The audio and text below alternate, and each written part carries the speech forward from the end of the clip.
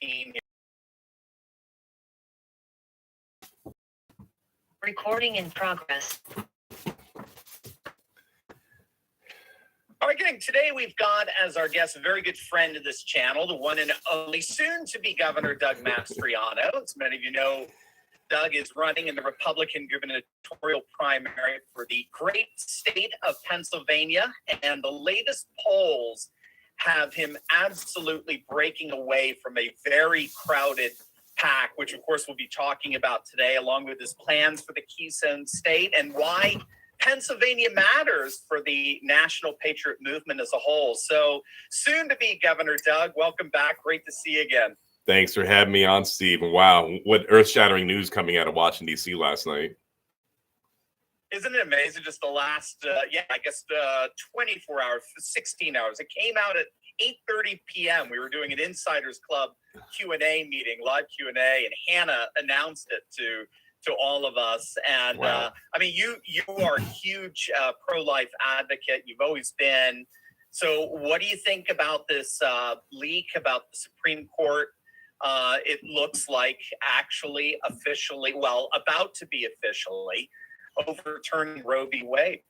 Yeah, so potentially just a few weeks from now, when the decision is made officially public, and hopefully the justices stay where they are, 6-3 or 5-4. Not sure which figure to believe, but this is going to hand the power on life and abortion back to the states where it always should have been in the first place. I mean, actually, I don't even believe this should be part of the national dialogue. We are, 1776, the right to life, liberty, and the pursuit of happiness. Number one, life. That we're even questioning, the past 2 year Nazi election by the left to follow the science. Okay, let's start with life. Is that a human or a clump of tissue? Oh, it's a human, a distinct DNA. My body, my choice. That's not your body. That's somebody else's body. But when it's just our body, you better take that jab, or otherwise you lose your job. What? I thought you said we had freedom of choice. Right. Exactly.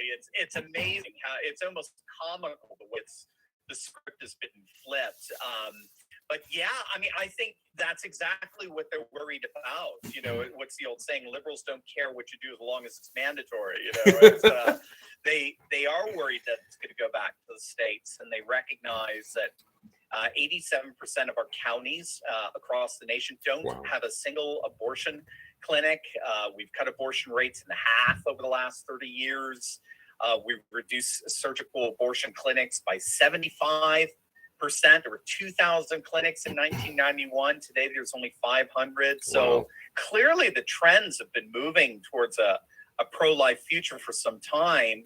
One of the implications of this is once it's made official, and I hope they do it in the next, like you just said, just in the next few days, few weeks, just to show they're not intimidated by these subversion tactics. But one of the implications are so-called trigger laws, where over a dozen states have laws in the books that if Roe were to ever get overturned, they would immediately ban or restrict abortion. I saw that Pennsylvania, they had a map that was dark red for like immediate banning of abortion, and then just a lighter shade or shade red for states that would automatically restrict abortion. Pennsylvania was on there as a lighter red, where it stands on trigger laws. Yeah, so sadly, since we have a radical left-wing Democrat, Tommy the Wolf, I don't see any possibility. I never was a governor more appropriately. I know I said that before on your show, but the irony, our lieutenant governor, Fetterman, put you in chains. I mean, so the left-wing policies are about control and a culture of death, as we saw with COVID. But in Pennsylvania, we do have legislation lined up. I do have a heartbeat bill, of course, proposed in the Senate. Representative Stephanie Borowitz has a mirror version of that in the House, and they will pass if they're ever run.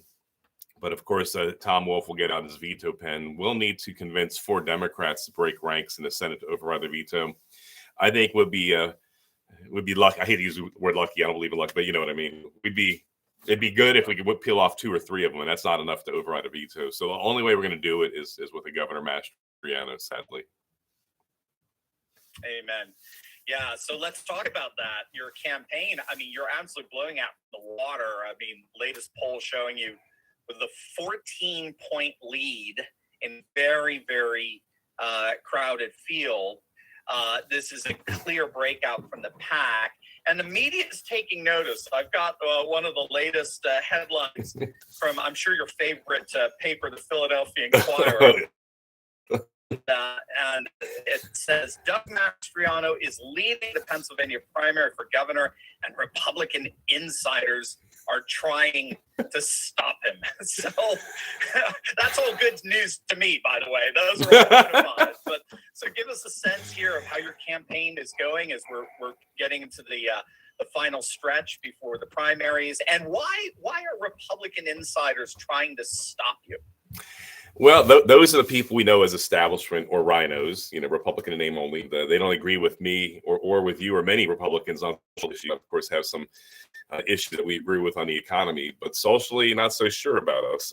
But I think the key thing is why there's resistance, Steve, is it's about power and control. So when they have Governor Mastriano leading the state, which is going to happen, by the way, their power and influence will be greatly diminished, obviously, because they're not going to own me. I'm not doing this because I'm going to pay people favors or political payback. I'm doing this, as Mr. Smith goes to Washington sounding it might be, I'm doing this for the people. By God, I am. I did not need this job. I didn't want this job, but it needs to happen. And so we're going to take our state back and return the freedoms to the people, return the power to the people. By the way, the government derives its power from the consent of the people. And what I'm hearing across the state, the majority of Pennsylvanians have not consented to the way they've been led, not just the past years, but the past decade plus. Going back to 2004 with bring gambling to Pennsylvania, we'll get rid of property taxes. 2004 property tax costing us between $3,000 and $5,000, depending on the size of your home and property. Had the gas tax, Republican gas tax, 2013. This is, I know it's high. I was in the Army. I had nothing to do with this, but we're told, but our roads and bridges are in bad shape. We promise the money will fix the roads and bridges. How that we got bridges falling down in Pittsburgh, before Joe Biden shows up. Really? So they're dissatisfied, and so we're looking for change. So how the accusations that are they're writing their own demise, they're exposing our by attacking me, a patriot who loves this country, and the people know that, and they're writing their end, which is fantastic. They need to go. They're part of the problem. Many of these groups started off as people like us, and then the power went to their heads. They became corrupt. They became kingmakers, and sadly, they've abused that right.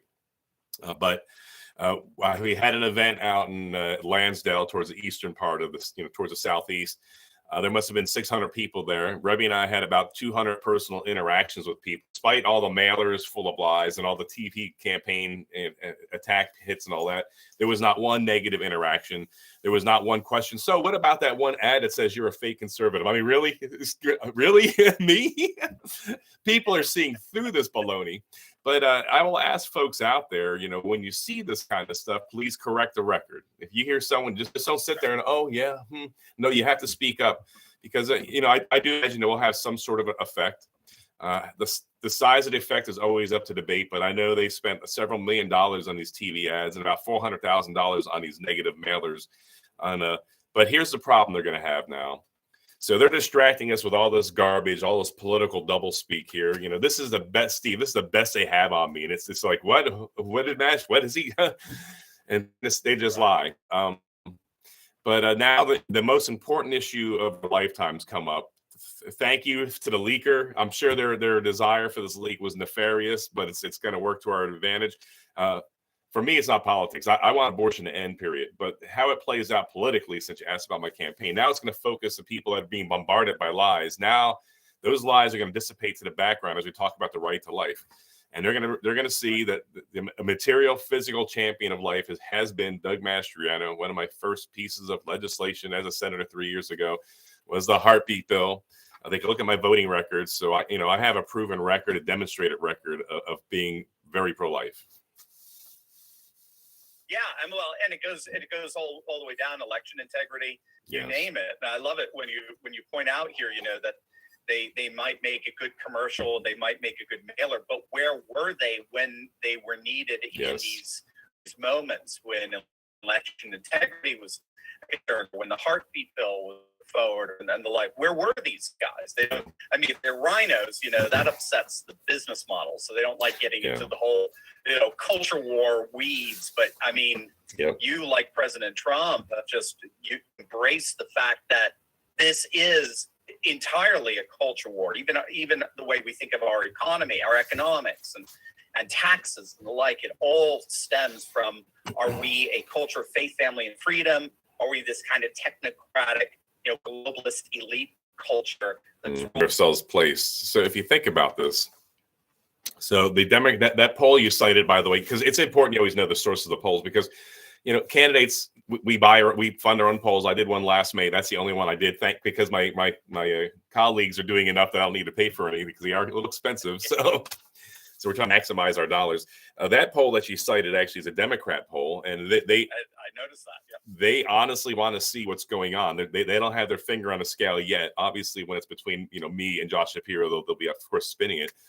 But they're soiling themselves, because I'm the guy that they said last year in that political piece there. They don't want Josh Shapiro to run against me. They'll take any of the other 8 candidates, and Josh Shapiro beat them. I'm the only one that has a statewide movement. That's manifest by our petition drive we talked about on your last show.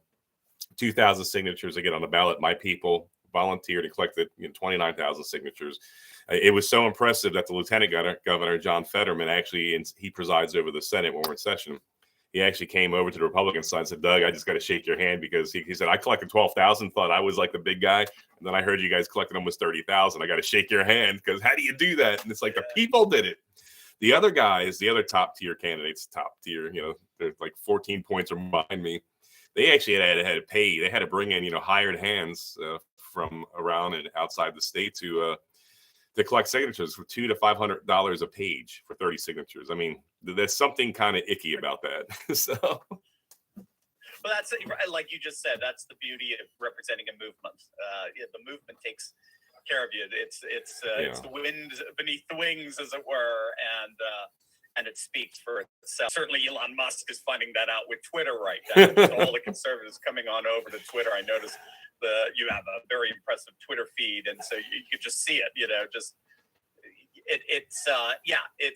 It's not what's AstroTurf. It's thoroughly organic, takes care of itself, and you just feel like you've got the wind in your sails. Doug, you're a historian, you're a scholar.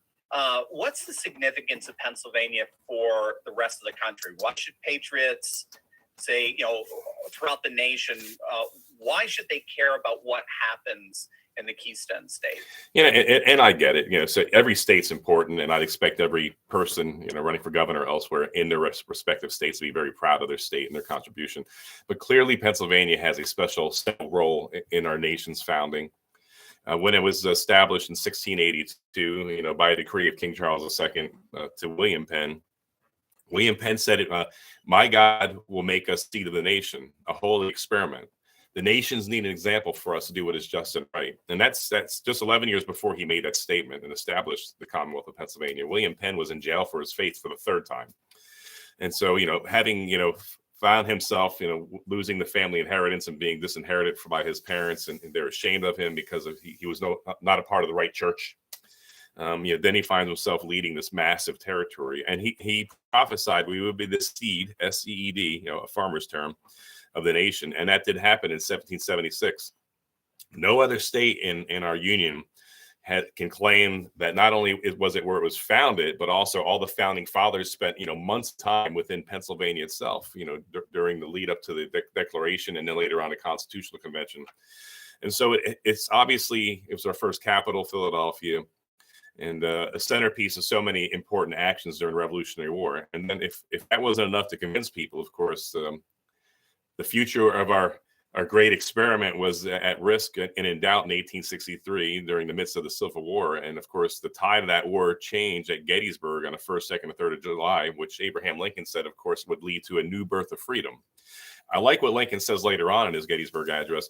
He goes, "It is up to us, rather, the living, to see to the unfinished work." And we see this, Franklin, when asked, we quote this a lot, you and I both, by Mrs. Powell, 1787, Philadelphia Constitutional Convention. "Well, Mr. Franklin, do we have a monarchy or republic?" And he said, "A republic if you can keep it." And then now fast forward, 87 years later, 87 years later, 1863, Lincoln says, now it's up to us, those who are still alive, to tend to this unfinished work, this maintaining this republic.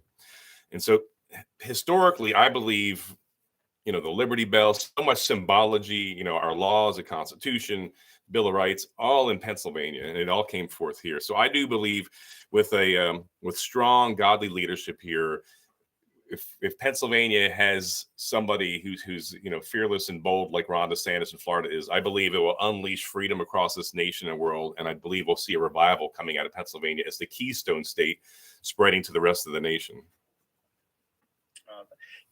That's so wonderful. Can you give us a sense of what your first 100 days would be like in office? What are some of the priorities for Governor Mastriano? You already mentioned the heartbeat bill. Give us the sense of what those first 100 days would be like. Yeah, so if there's a lot. I'm looking at DeSantis, what he's doing and has done. I'm looking at Youngkin, like, yep, okay, time for them to look like amateurs. So we're going to go in on day one. Any CRT and any variation by executive order, it's over. And if schools defy me as governor, they will suffer financial consequences. Because I know that in other states, they're finding ways to circumvent these radical people. Gender confusion, confusing kids about their gender. I mean, this is follow the science. You can look at someone's anatomy and make a decision, or you can look at the genetic code. I mean, either way, it's science. On day one, any gender confusion taught in schools will be over. No more grooming of our kids or teaching, preying upon our kids with ideologies they should not have any exposure to. On day one, of course, we're going to reaffirm parental rights.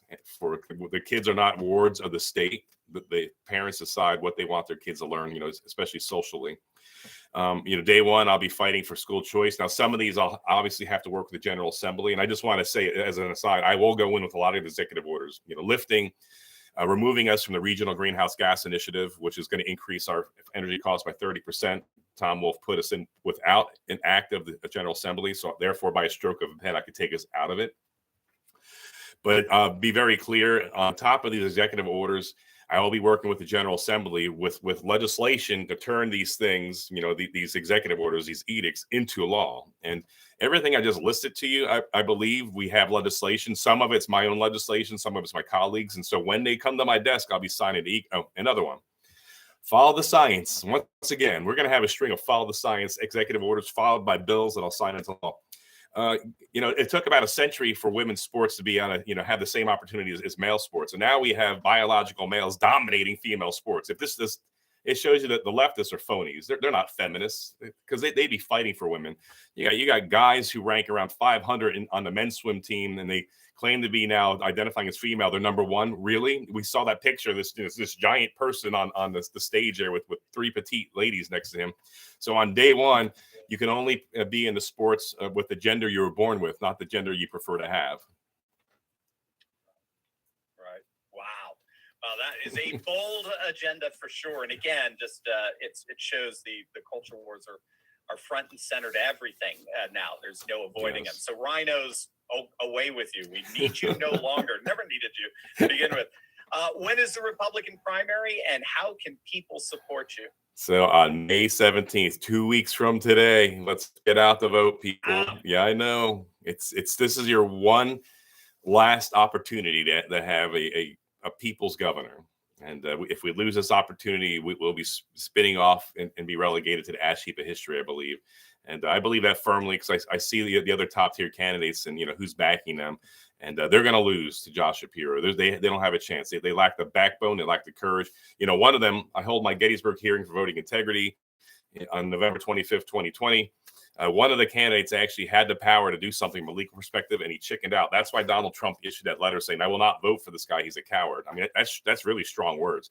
And he chickened out. And there he is. We had a debate the other day, and he did terrible. Only 5% of the people around the state said this guy, this swamp creature, did well. 70% for me, praise the Lord. But he's up there, beating his chest like he's some kind of hero. And he had his chance to be a great American hero, and he choked. He chickened out. So those guys will be beat by Josh Shapiro because Josh Shapiro doesn't come with just, his own beta male self, but he also comes with the Philadelphia Inquirer and so many other left-wing outlets in his pocket. And that we've seen over the past, several years that they do the beck and call the Democrat Party. And what they did to me last year was an orchestrated, colluded plan to bring me down. The Democrat Legislative Campaign Committee admitted that, and it didn't work because the people saw what they did to Donald Trump. So So this is it. So how can they support me? Go to doug4gov.com, Doug number 4 gov, gov.com, and volunteer, donate money, volunteer, give some of your time, but more importantly, get out and vote. You, your friends and family, get out and vote for Doug Mastriano, and we're going to change history. It's going to be incredible. So awesome. We'll have a link down below for everyone just to click on. Doug, I can't thank you enough.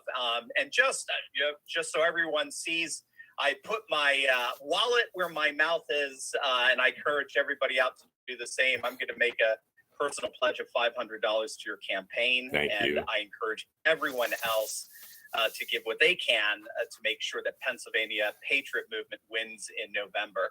So, Doug, God's blessings to you. Thank you so much. We look forward to May 17th. Thank you for your donation and your continued support. You're an incredible American hero. Thank you, Steve. Thank you, Doug. Thank you. God bless. Recording stuff. Okay, so now it's on with Steve Turley. Oh, the hat looks kind of funny. Don't know when he's going to air that, but he has quite a reach on social media platforms, so that's always great, getting your message out. And so, Penny, I don't know why YouTube is blocking what you just said there, but it's true. Thank you for tuning in. So tonight, around 6 p.m., I'll be down in Stewartstown in southern portion of York County. I'll be there together with my colleague and friend, Senator Kristen Phillips Hill, and my colleague and friend, Representative Mike Jones. And the three of us will be speaking. So if you're within an hour drive or so of Stewartstown in southern York County, please come on down and support the kickoff of the Southern York County Republican Club. And it's led by some good people, and it'll give you a good alternative to avoid some of this swampy stuff happening, further north. So thank you guys once again, and so do continue to spread the word. And if people have another candidate they're backing for governor, do ask them what did that guy do during the shutdown and where has he been? Because not one of them lifted a finger to help us during the shutdown. We can't forget that. So thank you guys again. God bless you. Stay strong, stay blessed, and stay encouraged.